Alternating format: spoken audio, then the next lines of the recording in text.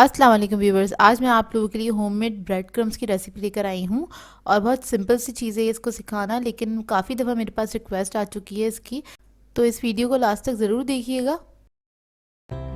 अगर आप मेरे चैनल पर नए हैं तो मेरे चैनल को सब्सक्राइब करें और साथ ही साथ बेल आइकन को क्लिक करना ना भूलें। इससे मेरे आने वाली हर वीडियो की नोटिफिकेशन आपको सबसे पहले मिलेगी। मेरी वीडियोस अच्छी लगे तो उसको लाइक करें और इसको शेयर भी ज़रूर करें। तो ब्रेड क्रम्स बनाने के लिए हमें सबसे पहले चाहिए ब्रेड। और ये कुछ दिनों पहले एक वीडियो में मैंने पेटीज़ बनाए थे ब्रेड के, तो उसके साइडों की जो ब्रेड बची हुई थी वो रखी हुई है मेरे पास। तो मैं इस तरह से एक बैग में इसको पैक करके फ्रिज में रख देती हूँ, फ्रीज़र में रख देती हूँ। और इस तरह से बिल्कुल फ्रेश रहती है ब्रेड, ख़राब भी नहीं होती है और ये थोड़े से कड़क हो जाते हैं, तो ब्रेड क्रम्स बनाना आसान हो जाता है। ये देखिए इस तरह से हो जाएगी, थोड़ी सी हार्ड हो जाती है, ज़्यादा नहीं, बस ये एक दिन पुरानी है। इसके बाद हमें चाहिए ब्लेंडर जग, और जो ब्रेड के पीसेस हैं वो हम इसके अंदर ऐड कर देंगे। तोड़ तोड़ के छोटे पीसेस ऐड करिएगा ताकि इसको पीसना थोड़ा आसान हो। तो देखिए सारे पीसेस मैं इसके अंदर ऐड कर दूंगी और इसके बाद इसको हम पीस लेंगे अच्छी तरीके से।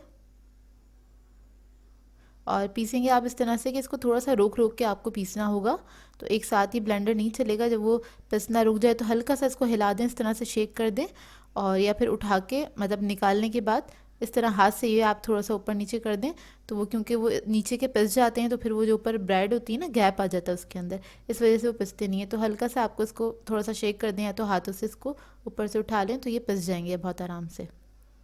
और इन ब्रेड क्रम्स को मैं काफ़ी अरसे तक फ्रीज़ कर देती हूँ, मतलब 2-3 महीने 3 महीने, और ये बिल्कुल सही रहते हैं, ख़राब नहीं होते। बस आपको ये काम करना होता है कि इसको नमी से बचाना होता है, फ्रीज़र में रखना है इसको, और इसके अंदर ज़रा भी पानी वगैरह ना लगे, क्योंकि आपको पता है ब्रेड है तो वो उसमें फंगस आ जाएगा, वो ख़राब हो जाएगी, नरम पड़ जाएगी। तो ये देखिए इस तरह से हम इसको निकाल लेंगे। अब जो बड़े पीसेस हैं ना उसको हम दोबारा से ब्लेंडर में डाल के बाकी पीसेस के साथ इसको ब्लेंड कर लेंगे। और बस इसको आपने ड्राई किसी बैग में या फिर किसी एयर टाइट बॉक्स में डालना है और इसको रख देना। तो ये देखिए दूसरा बैच भी मेरा हो गया है और ये इतने सारे ब्रेड क्रम्स बन जाते हैं बहुत आसानी से। बहुत सारी ऐसी रेसिपीज़ होती हैं जिसमें हमें ब्रेड के कॉर्नर्स नहीं चाहिए होते, तो मैं बस ये बना के रख लेती हूँ, जैसे हम सैंडविचेस वगैरह बना रहे होते हैं। और ये देखिए कितने अच्छे बने हैं ये। और इसके लिए ब्रेड मतलब बहुत बासी नहीं चाहिए, बहुत दिनों पुरानी नहीं चाहिए, एक दिन पुरानी इनफ रहती है, और ये एक दिन पुरानी ही ब्रेड है।